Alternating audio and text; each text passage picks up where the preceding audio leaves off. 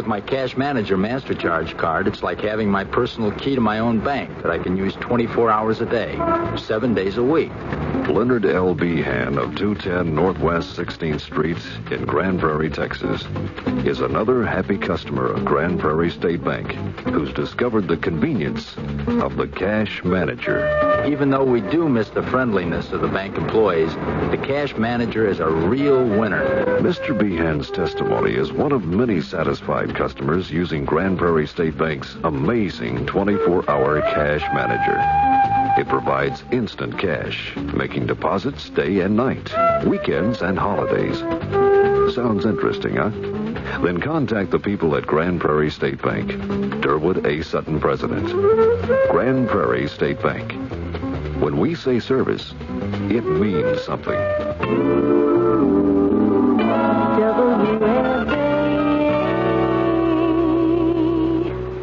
The CBS Radio Mystery Theater presents...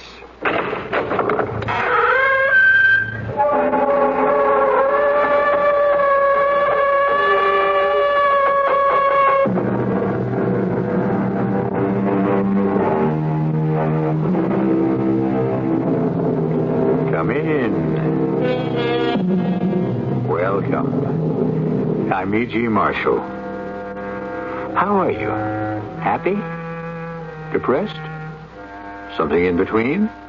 Well, whatever your mood, listen to a story of success. What does a man want? Wealth? Fame? The love of women? Let's be honest. He wants all these things. Wants them. Dreams of them. Lusts after them. For these three things, he will fight to the death. Or be killed in battle. Well, you know what Mr. Mom said. No. What did Mr. Mon say? Not Mon, Mom. Mr. Somerset Mom. Good grief, don't you know anything? I know a lot.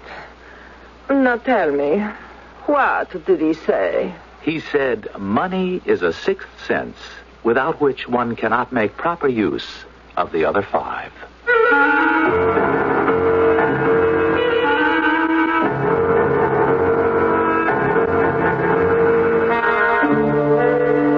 Mystery drama, Help Somebody, was written especially for the Mystery Theater by Elspeth Eric and stars William Redfield.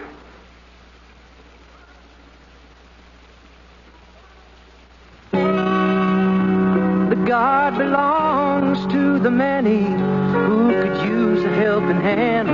It is God in America's freedom and the good things in our land. Are you a veteran? Then give us a piece of your mind. Bring your knowledge and experience to the Air National Guard. You'll earn extra pay, get good rank, work with up-to-date equipment, do something important for the country. If you're a prior serviceman or woman, find out why you should belong to the Texas Air National Guard. The Guard belongs. The Guard belongs. The Guard belongs to us all. Maybe you belong to the Guard.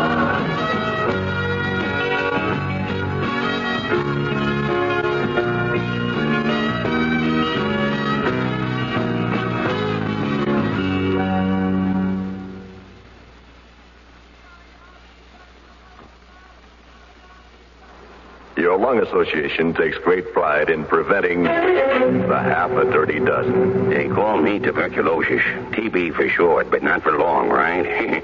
Wrong. Yeah, I'm chronic bronchitis. That's my trademark. Don't dismiss it lightly, unless you'd like to meet my friend here. Emphysema, that's me. The kind of guy who'd steal your last breath. Occasionally, I'm mistaken for... Asthma. I'm strictly impartial. I don't care whose breath I rob. I even steal from kids. I'm a cigarette. Now, I may be little, but I'm dangerous. After all, you know what they say about small packages. Air pollution, alias the gray ghost. I can do more damage at one time than all these guys put together, just by hanging around. To join in the fight against breath robbers, see your doctor at the first sign of shortness of breath. Don't smoke and try to avoid polluted air. Your Lung Association considers it a matter of life and breath.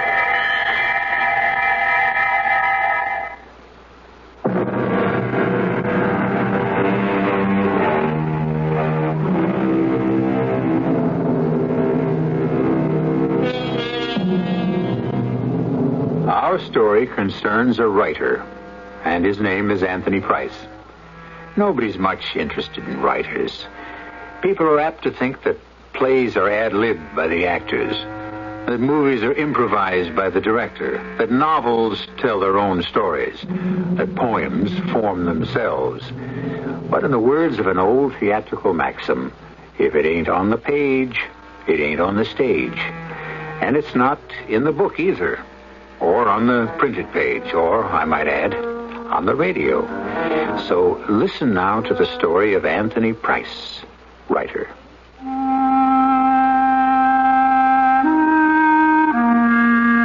It was incredible, absolutely incredible, and I, more than anyone, couldn't believe it. But before I try to tell you about it, let me go back a little and hope that will explain, at least in part, why I could not comprehend what came later. It began in Italy, in Rome.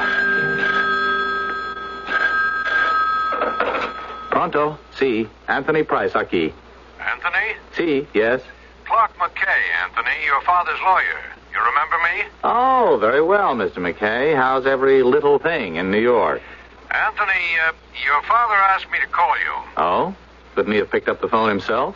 Anthony, he asked me to tell you the answer is no.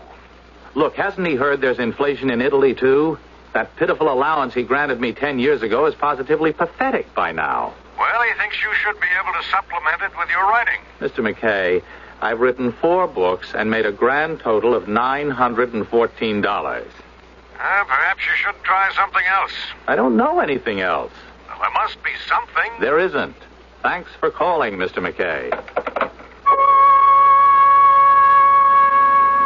I was living in Rome in the thieves' quarter, though no accomplished thief would have deigned to live there, in a room smaller than Savonarola's cell, eating pasta and frutta and more pasta than frutta, obstinately trying to earn the right to call myself a novelist. Pronto? Si, Anthony Price. Yes, hello? Tony. You there, Tony? Can you hear me? I'm here, I hear you. This is Leon, Tony. I got your manuscript. I read part of it. It's not bad so far. Oh, I love your wild enthusiasm. I'll call you again when I finished it. Well, don't throw your money around, Leon. Send it over here. Of course, a couple of other editors will have to see it. Why did you bother to call, Leon? Listen, they may like it a lot. How do I know? You don't. So, cheer up. So long, Leon. Tony, Each day, when I finished writing, I walked to the piazza for coffee and the feeling of people around me. A film company was shooting a picture there, and a young actress named Claudia Crisi had a minor role. I was attracted to her from the start, and then finally filled to the brim with a desire to go to bed with her. Pronto? Antonio, it's Claudia. How are you? All right. What about tonight? Oh, I can't. That's why I'm calling you. You couldn't last night either. Tomorrow night, is it possible? Oh, Claudia, you're driving me crazy. Oh, they're shooting a new scene for the picture. All different words. I have to learn the new ones. And I have to talk to the director about the changes. I see. Oh, boy, do I see. Now, Antonio... Thanks for making everything so Antonio. clear. I was 33 years old and succeeding at nothing but growing older. Then the cablegram arrived. Your father gravely ill, come at once. Sufficient money for the plane fare accompanied the cable. I thought wildly of pocketing the money and staying rooted in Rome, but some puritanical shred still clung to my conscience. And 2 hours later, I was on the plane, bound for the metropolis I had not seen for 10 years. I beg your pardon. Yes? Who? I wasn't sure I recognized you. You are Anthony Price, aren't you? Yes. Are you? Oh, you're Clark McKay, right? Right. Well, it's very nice of you to meet the plane. I didn't expect it. Well, down to the circumstances. Come on, let's get your luggage. Oh, I've got my luggage right here. Just that one small bag? That's all. Oh. Well, then, let's get a cab.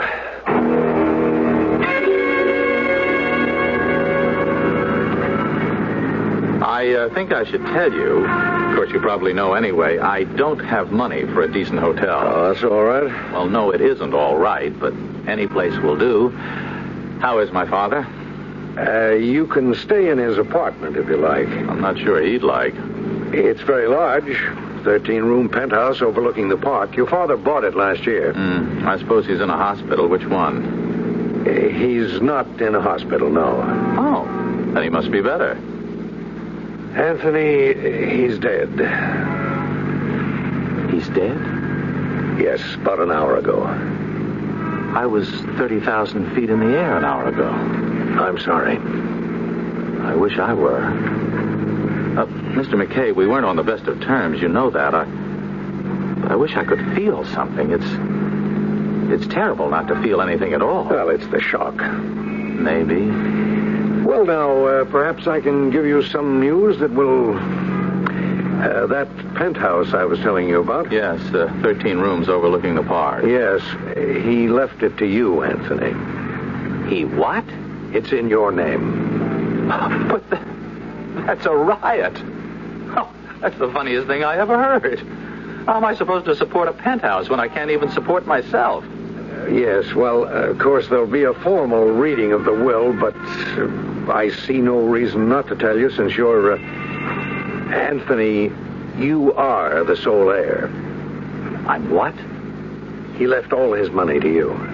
To me? All of it? It's over $1 million. $1 million? Well, it's closer to 2. And he left it all to me? All of it. What's the catch? There's no catch. He simply left me the money? That's right. Oh, I can't get over it. Now, I'm the executor. I can't turn it over to you till the will goes through probate, but... I'm rich. How do you like that? I'm actually rich. Yes, you are. I never dreamed. Well, all right. Now, what's the best hotel in town? I want to go there. Take it easy. Look, Mr. McKay, when I left Rome, I gave them your address and phone number just in case. You see, I didn't know where I'd be staying. Now, if anybody calls, will you tell them where I am? Yes, of course. Now, let's go to some elegant hotel. I mean, the best. I proceeded to go crazy. Room service. Even when I wasn't hungry or thirsty, I called room service. I bought clothes and charged them to this person named Anthony Price, whom I scarcely knew. I bought a watch and a pair of solid gold cufflinks before I had shirts they'd even go into. I walked through the 13 rooms of the penthouse overlooking the park and then called a decorator and told him what I wanted. Lots of space, empty corners, soft things to sit and lie on, plenty of white and lots of yellow and a few touches of red. It was in the middle of one of these prodigious conferences when the phone rang. Hello. This is Leon, Tony. Oh, how are you, Leon? You haven't forgotten your book's gone to press, have you? Huh? When? When did you decide that?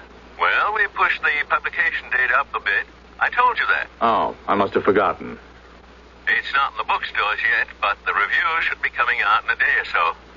The most I've ever gotten before was 3 inches in the back of the Sunday book section. 3 lukewarm inches, I might add. I just thought I'd tell you. Thanks a lot, but don't hold your breath. So long, Leon. So long.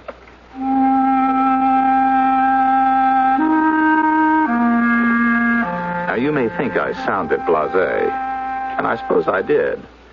But in the pit of my stomach, there was the old familiar stirring, the bubble of excitement, the fervid silent prayer, this time, let them like what I've written. I stayed up every night waiting for the morning editions to hit the stands, and finally, shortly after midnight, I don't believe it. I'm a success. Hey, everybody. I'm famous. It's happened. I'm a success. I was in Leon's office before 9 o'clock, clutching the morning papers and waiting for him. My heart was racing. My head was spinning. Congratulations, Tony. You've seen him? The important ones. Come on inside. And you thought the book was no good. I never said that. Well, you never called it the authentic masterpiece of the decade. I never thought it was. Al, what do you think now? I think a lot of other people think it's the masterpiece of the decade. Mm-hmm. And for all I know, they're right. Oh, Lord, it's all too much. It's too much. I can't take it in. I really can't. First the money, now this. Pretty overwhelming, isn't it? Overwhelming, devastating. There's no word to describe it. It's too much, Leon. Do you mind if I answer this? I don't mind anything. Go ahead. Yes? Is Mr. Anthony Price there by any chance? He's right here in my office. I couldn't reach him at his home. May I speak with him, please? This is his lawyer. Certainly. It's your lawyer. Oh. Yes, Mr. McKay. Anthony, I have a cablegram here for you. Shall I send it over, or do you want to pick it up? Read it to me. You sure? Sure, I'm sure. It's from Rome. It's signed Claudia.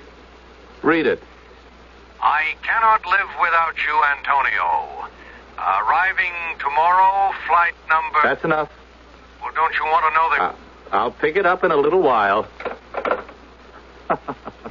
She cannot live without me. Who? She's flying here to be with me.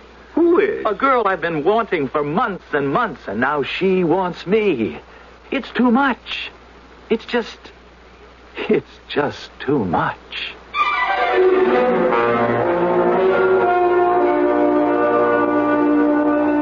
How very far our hero has advanced in the short time we've been on the air. How short a time in his young life. From the slums of Rome, from artistic obscurity, from the frustration of unrequited desire to riches, fame, and love. Where can he go from here? We'll let you know in Act 2. I'm Hy Brown, producer of Radio Mystery Theater. As you may know, we've drawn the name of the first lucky winner in the contest we're having with Walt Disney World. Grand prize this week to 11-year-old Michael Honick of Fort Madison, Iowa. Now comes your big chance to win an all-expense-paid trip for 4 to fantastic Walt Disney World near Orlando, Florida. A first-class flight, 1 week stay at the Dutch Inn, all meals, all attractions. There's something for everybody at this vacation kingdom of the world where you can relax on the shores of a beautiful lake, fish, play golf, camp, watch animals, take spectacular rides, and much more. Make the trip whenever you want during the coming year. And for runners-up, 100 of those neat Mickey Mouse watches every week of the contest. It's very simple to be eligible, so get the details. I'll bring them to you right after the next act of Mystery Theater.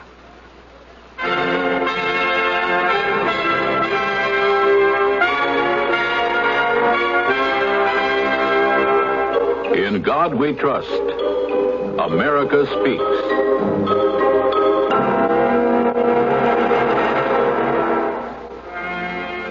In the words of John F. Kennedy, the torch has been passed to a new generation, born in this century, tempered by war, disciplined by a hard and bitter peace, proud of our ancient heritage, and unwilling to witness or permit the slow undoing of those human rights to which this nation has always been committed. With a good conscience, our only sure reward, with history the final judge of our deeds, let us go forth to lead the land we love, asking his blessing and his help, but knowing that here on earth, God's work must truly be our own. Presented by the Catholic Communications Foundation.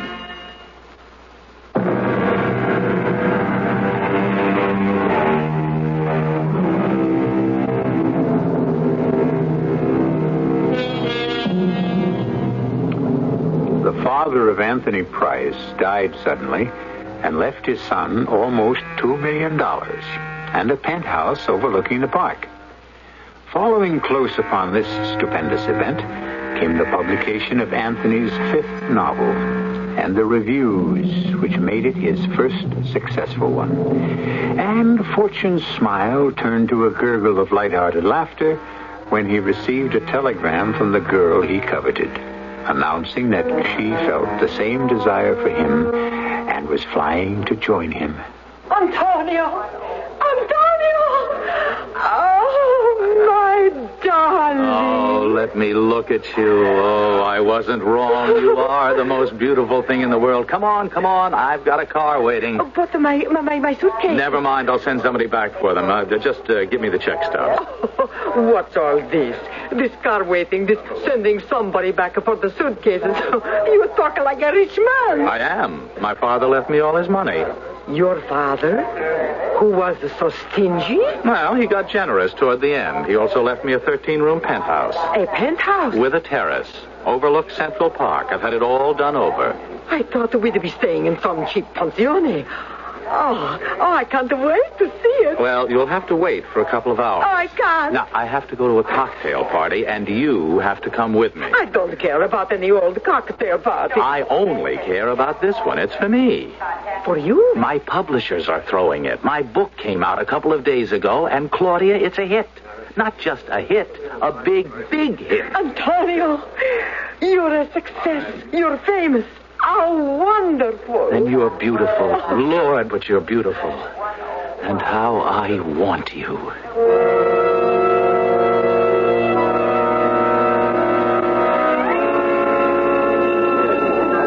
Oh, this is so exciting. Is it? Who are all of these people? I don't know. Publishers, editors, writers. I don't know any of them. Then how am I going to meet anybody? Well, why don't you just go mingle with the crowd? The way you look, you'll meet everybody inside half an hour. This isn't a movie crowd. Oh, come on. You just can't stand in the corner. Yes, I can. Oh, you look as though you hadn't even been invited. That's how I feel. Well, if that's the way you're going to behave, Antonio, we might as well leave. Let's. Only I don't want to. Oh, wait a second. There's my editor. Leon. You see, you do know somebody. Yes. Over here, Leon. Oh, well, finally. How long have you been here? Forever. Not long. Claudia, this is Leon Long, my editor. Signorina Claudia Creasy, actress. Signorina Enchante, or whatever you say in Italian. Mr. Long, I've heard about you so much. You mean that? Leon, do me a favor. Take Claudia, introduce her around, will you? She wants to meet people. Well, sure, but what about you? You're supposed to meet people. This is your party. Later I will, I promise. I don't know. I'm just not used to this kind of thing. Signorina Creasy, permesso. How's that for speaking the language? Oh, perfetto. And call me Claudia, please. I stood there, like a wallflower. I can't tell you why. This great gathering of people, all there to meet the man who had written the authentic masterpiece of the decade. 10 years of trying to reach the very spot where I now stood, and I couldn't take the next step. Anthony? What? Oh, Mr. McKay. Hello. I didn't know you'd be here. I asked your publishers to invite me. They were kind enough. Well, I'm glad you're here. Shouldn't you be out there in the middle of the crowd receiving plaudits? Yes, I guess I should. Well, then? Oh, I will later. Yes. Anthony, what do you plan to do with your money? I think we ought to begin to think about that, don't you? But what do you mean, do with it?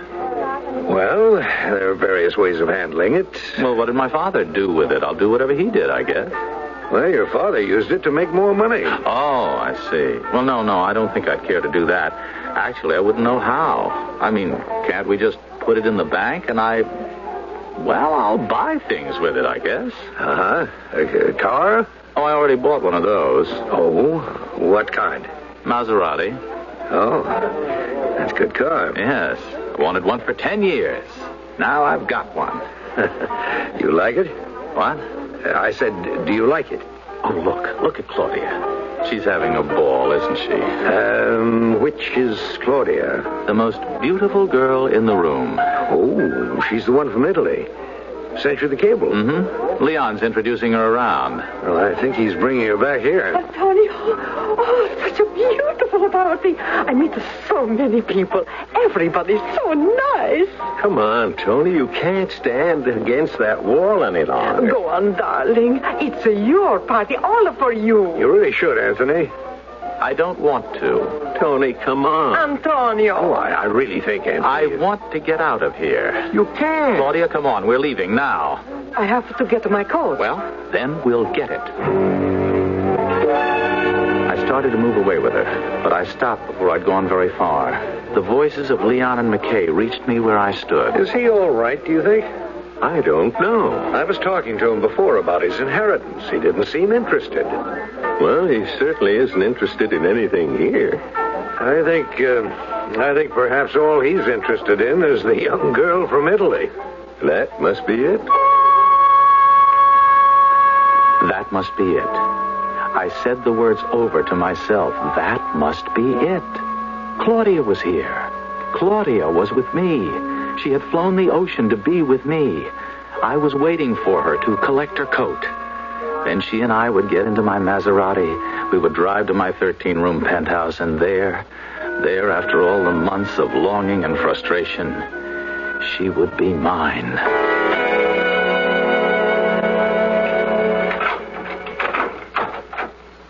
Here we are. Yes. Oh, Antonio. Oh, Dio mio, magnifico. Oh, che bello, che bello. Ah, you like it, huh? Oh, never have I seen. Oh, how lucky you are, Antonio. Oh, exquisito. And so gay, so light, so Italiano. You think so? You don't like it? I don't know. Why don't you like it? It looks gray. Gray? With the white walls, the yellow shutters, the beautiful white carpet? Oh, what are you talking about? I don't know. I just think it looks gray. Oh, and the beautiful red couch. Oh, is it velvet? I don't know what it is. Oh, and look down there. Antonio, come to the window, look. Oh, how beautiful. Look there. That's the park. Yes, I know it's the park. Look. You can see the people with the dogs. Mm-hmm. Hundreds of people. Hundreds of dogs. Oh, how sweet. Come, I want to show you the bedroom. One of the bedrooms. Your bedroom? Yes. It's mine. It's hard to remember that it's mine, but, well, it is. There. Oh, beautiful. Some difference from that little room in the thieves' quarter, no? Mm-hmm. It's different, all right. Antonio, kiss me. Don't you want to? I want to very much. Oh, wait, right here. I want to bathe, and then wait right there. I stretched out on the bed and thought of her taking off her clothes, running the water in the tub, pouring in the bath oil, picking up the scented soap, washing her beautiful body. I ached with desire. It was going to happen to me. Surely this was what I had waited for. Well? Oh, come here. Of course. I've wanted you for such a long time. Oh, let's not wait any longer, Antonio. The moment is now. Yes. Now.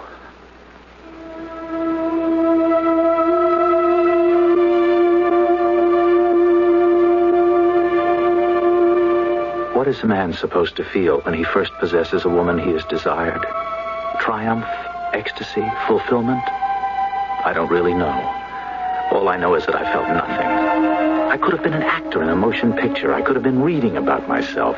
This man, this Anthony Price, this character, this hero.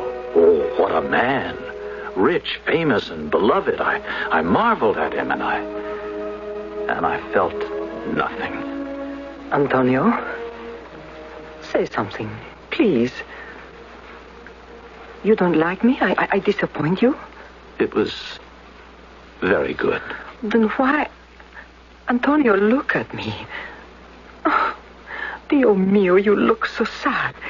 I never saw a man who looked so sad. What is it? Is it me? Did I do wrong? you did everything right. Then why do you look so unhappy? I don't know. Oh, I was not good for you. Oh, no, it's not that. Please, I don't want you to think that. Oh, what else can I think? You're beautiful. You're desirable. Everything was exactly what I wanted. I'm a lucky man. Then why are you so unhappy? Because you are unhappy, aren't you? I feel... It's not even unhappiness. It's worse. What can be worse? Ashes. Ashes in my mouth.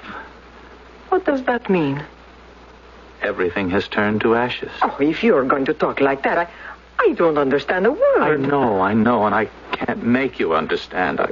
Claudia, look, do one more thing for me, will you? Anything. What? Go back to Italy. Now? Right now. I'll give you the money. I have my own money, thank you. No. I want to give you some, Cara. I have a lot. I don't want any of your money. Please, let me, Claudia. I'm going to get dressed now. Find out when the next plane leaves for Rome. I called the airline. Then I walked to the window and I looked down at the park. There were the people, walking their assortment of dogs, pausing to talk to one another. All very urban, very civilized, very nice.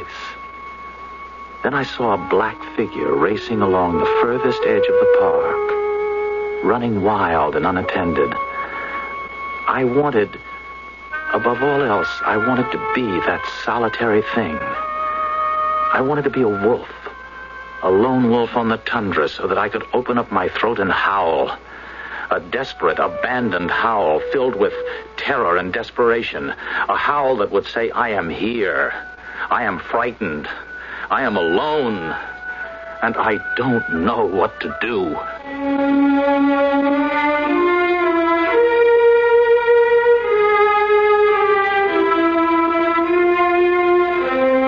Consider the predicament of the tiny baby whose mother has turned off the light, left the room, and shut the door, leaving the helpless infant not knowing that she will ever come back.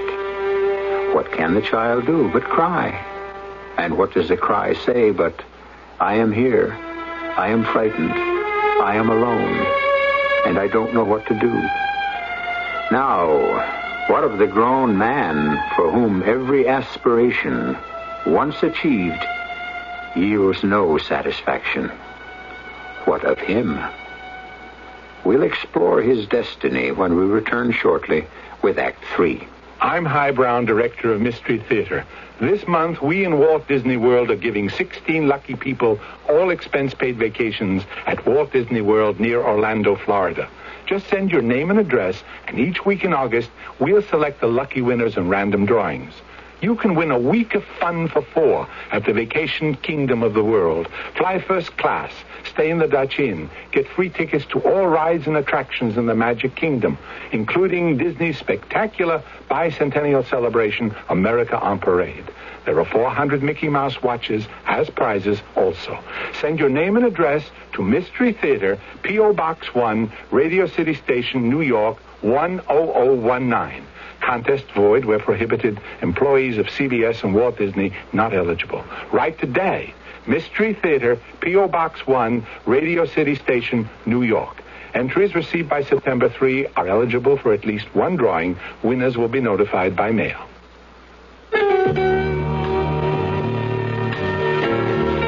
I like the way the forest sounds.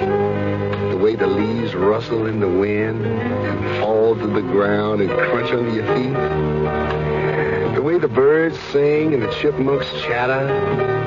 The way a squirrel scrambles up a tree. I like the way the forest smells, too. The air's fresh. And you can tell the difference between one kind of tree and another just by smelling them. But did you know we can destroy all that beauty in just one careless second? That's why I'm asking you to please be careful with fire. Because when we lose a forest, we lose a lot more than meets the eye. I ought to know. I'm Ray Charles. A public service on behalf of the Forest Service, State Foresters, and the Ad Council.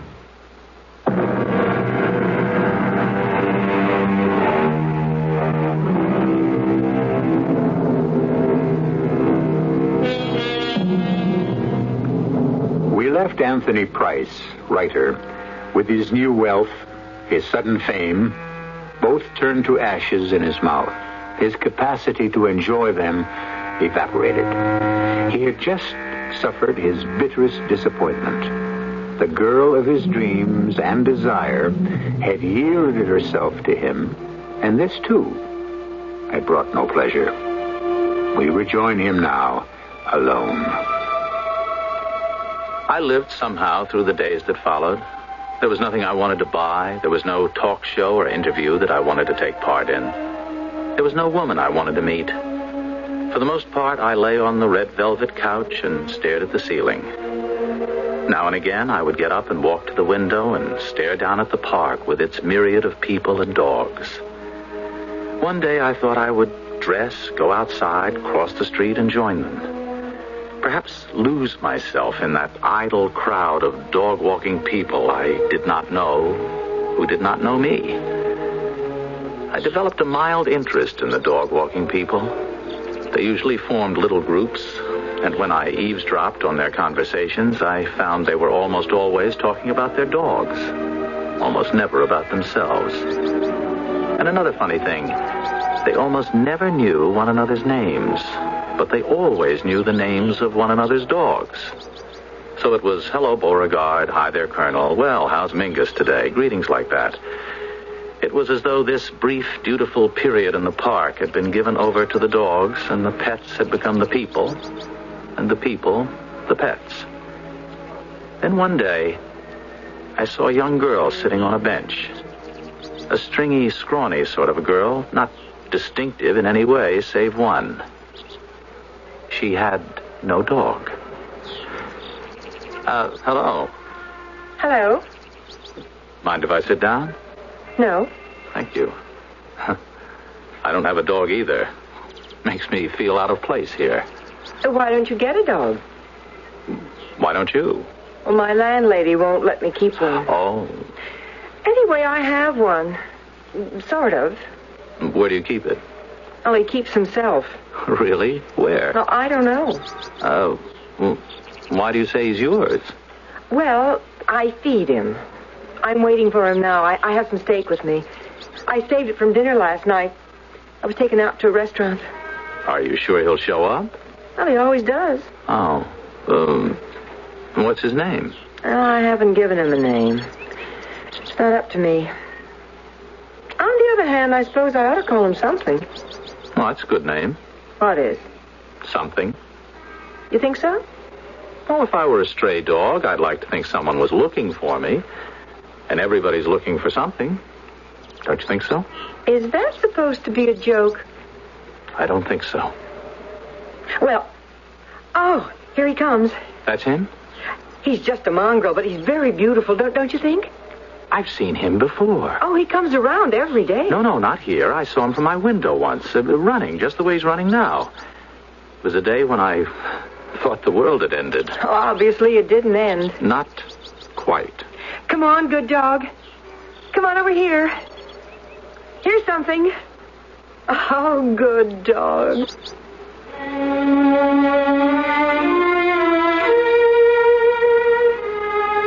I saw the girl almost every day for the next few weeks.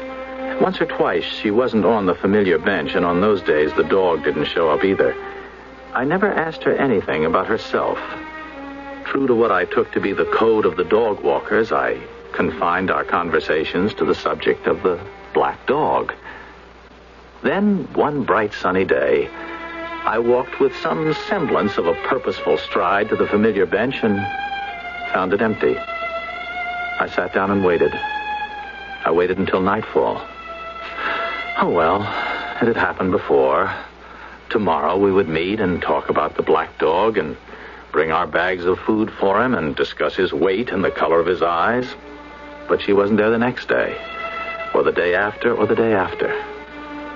And the black dog was nowhere around. Mind if I sit here? Not at all.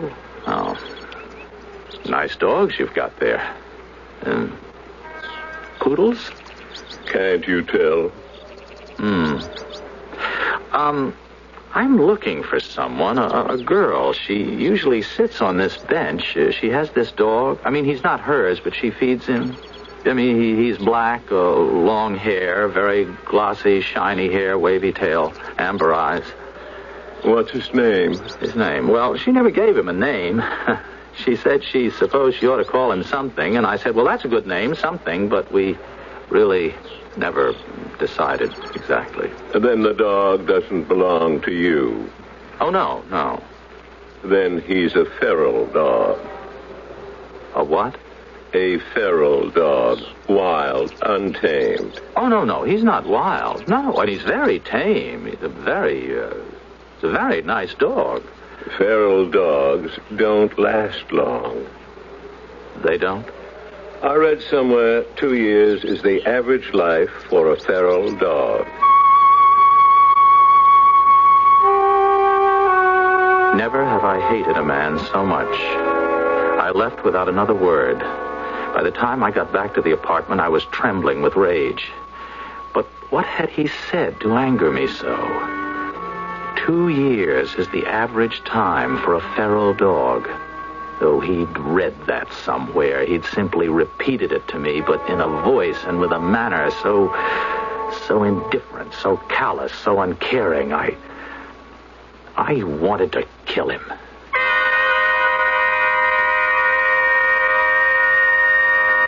I was in the park the next morning almost as soon as it was light.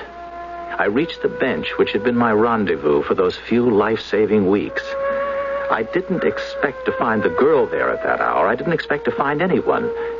But there was someone, a very old man, dogless like me. And I sat down beside him. Oh, nice morning. Oh, yes. Yeah, I very seldom come out this early. Well, probably you can sleep. Yeah, I'm pretty well, yes. I have trouble in that department. I'm 82 years old. You don't say. What brings you out so early? Well, actually, I couldn't sleep either. Something happened yesterday right here on this bench. As a matter of fact, something someone said. Oh? Yes, someone I didn't know, a complete stranger. He said, feral dogs only live 2 years on the average. Feral dogs? Dogs without homes? I don't know why that made me so angry, but it did. Are you interested in feral dogs? Well, I'm interested in one, a black one. There was a girl, you see. She used to feed him, and she and I got to talking one day.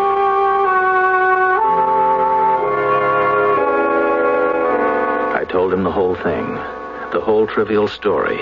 He didn't seem bored. He seemed quite interested, even concerned.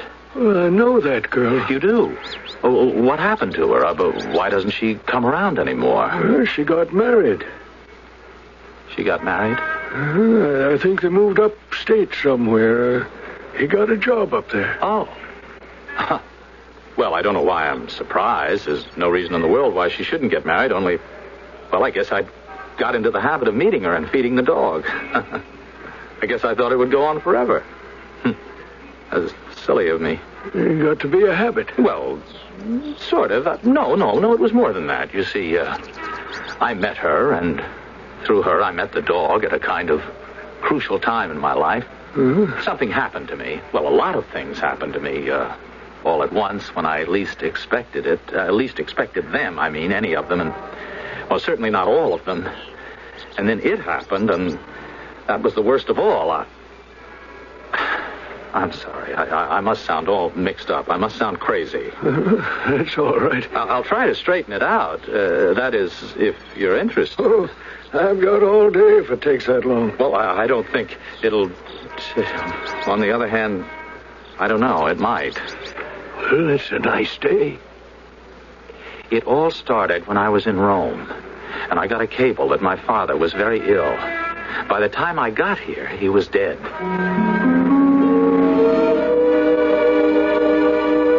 all came spilling out. He'd nod once in a while and say, "Oh, yes," or, "Mm-hmm." Never anything more than that. And I went on and on. I'm not sure I was coherent all the time, or any of the time, but I didn't care. I talked on and on. You see, these were all the things I'd wanted, things I'd craved, things I thought would make my life happy and complete and everything like that. And here I had them. And not just had them, but the promise of more to come, more money, more books, more women, more fame. I don't know, more everything. I see. And I didn't want it. I mean, I didn't not want it. That's not what I'm trying to say. I don't mean I wanted to give it all up and go live in a cave like some old monk. But you did go and live in a cave. What? A 13-room cave. You're dead. And you're in hell. Didn't you know people could die before their deaths and go to hell? Well, I must say, No, I didn't know that. Oh, yes. Happens all the time. It's what religions are all about. All of them. And all philosophies and all faiths. They're all defenses against dying before your death and going to hell. Nowadays, some people call it depression and go to psychiatrists. Has it happened to you? Oh, of course. Or how could I know all about it? There's a way out, though. You can work your way back, though it's difficult. How? How? Tell me.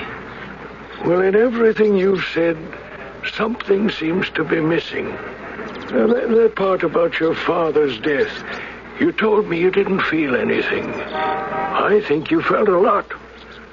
Only it wasn't what you wanted to feel, or thought you should feel. But I felt nothing. Oh, you felt so much you couldn't sort it out and let it come clear. No matter what your father was to you at age 33, there was a time when your father was God. Strong, brilliant, kind and compassionate. Everything God is said to be. And then, little by little, he didn't seem to be God anymore. He became just a man with limitations. But I don't think you've ever forgiven him for changing into something else. How do you know all this, if it's true? Well, I know I've disappointed my own sons. And my father disappointed me. Excuse me, will you? Oh, certainly. I think I just saw something. And I had a black body streaking across the hill. I wanted to call to him. I wanted him to join me. I started to run after him. I was so desperate for his company. I ran and ran, trying to emulate his free and easy stride. And in the back of my throat, the word was forming. Something, something. And finally, I shouted it out loud. Something, something. Magically, he stopped. His ears pricked up. His head turned and his amber eyes fixed on me. I stopped too, and we looked at each other. Then slowly he started toward me while I stood trembling a little and murmuring, "Something?" He broke into a trot, and I said a little louder, "Something, something, come." And he lowered his head and started to run towards me. I felt tears start in my eyes, and a wash of feeling swept over me. A feeling that could only be hope. Hope that I would find my way out of hell and back into life.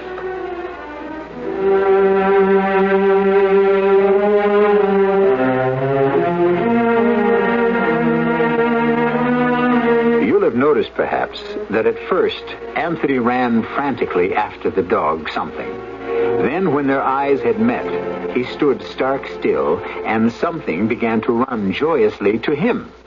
There's a moral to be drawn here, or a lesson to be learned. Not wishing to be didactic, I leave it up to you. I'll be back shortly.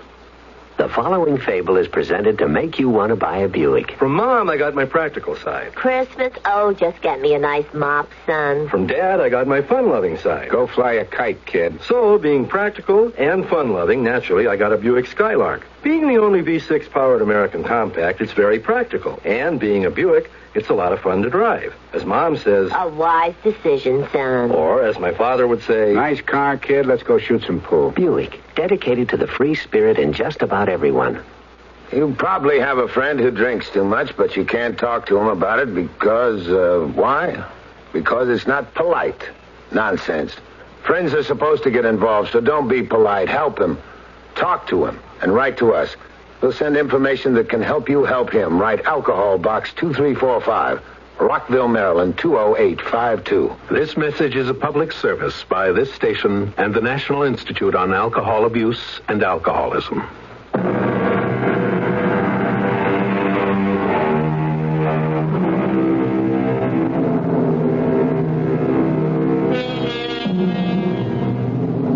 I believe I said at the very start that you were to hear a success story, didn't I? Or did I say simply that it would be a story about success? Well, no matter. Now that we've reached the end, it seems to me it was either the one or the other, and probably it was both. Our cast included William Redfield, Court Benson, Joan Shea, and Dan Ocko. The entire production was under the direction of Hyman Brown. Are you an unpublished author? Do you have a book-length manuscript ready or almost ready for publication? Or do you know of anyone else who is an unpublished author? If so, Vantage Press invites you to write to a leading New York publisher for a free illustrated brochure titled To the Author in Search of a Publisher.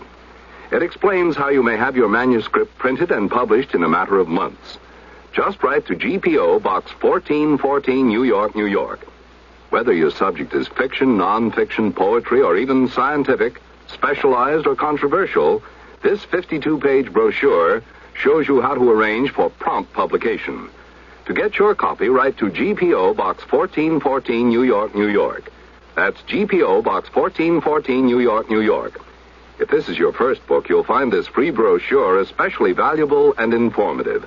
Write to GPO Box 1414, New York, New York. GPO Box 1414, New York, New York.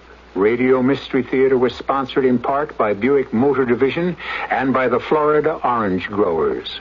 This is E.G. Marshall inviting you to return to our Mystery Theater for another adventure in the macabre.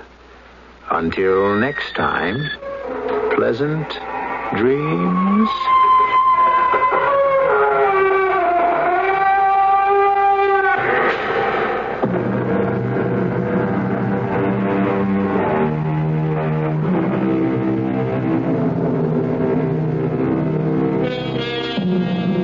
What can you do in just one day?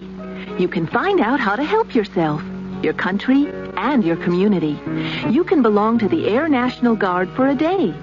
Visit your Texas Air National Guard and see how young men and women like you can work around some great aircraft, learn a valuable skill, pick up extra pay, help the country and community 1 weekend a month in the Air Guard.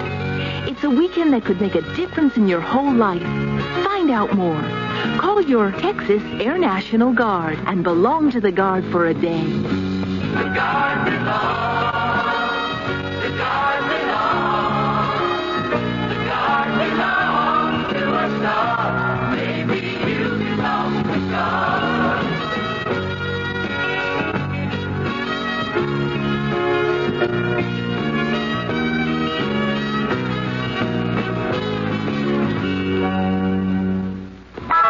WFAA, Dallas, Fort Worth.